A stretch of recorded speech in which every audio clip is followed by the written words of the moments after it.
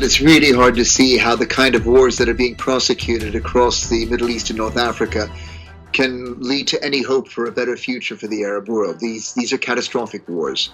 But I think that Turkey's involvement in the Arab world took a significant shift during the Arab Spring revolutions of 2011.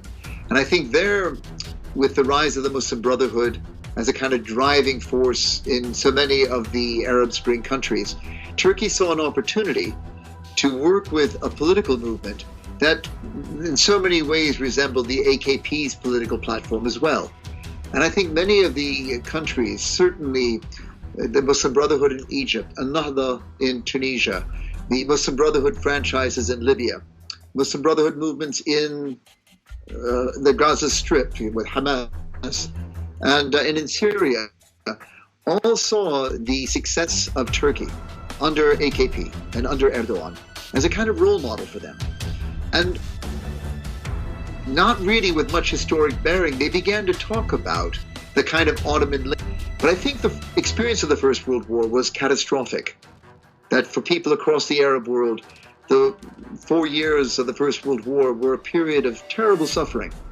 And they blamed the Ottoman regime for having imposed this on them.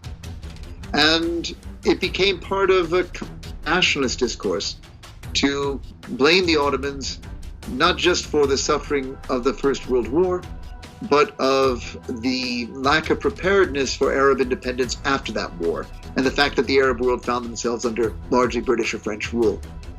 The war years were hard on everyone, not just in the Arab provinces. And I think that if you talk to Turks about their suffering in World War I, they also had terrible tales about their sacrifices on the battlefield, the battles fought against the British and French in Gallipoli, the battles fought against the British in Iraq, the battles fought against the British in Sinai, in Palestine.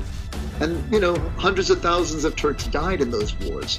So the war years were horrible for everyone. The difference is, it was a young Turk government that took the decision to draw the Ottoman Empire into that disastrous war. And I think the Arab peoples resented that decision. They didn't see why the Arab people should be involved in a European conflict like the First World War. And they were not enthusiastic about being in Ottoman army, Ottoman uniform.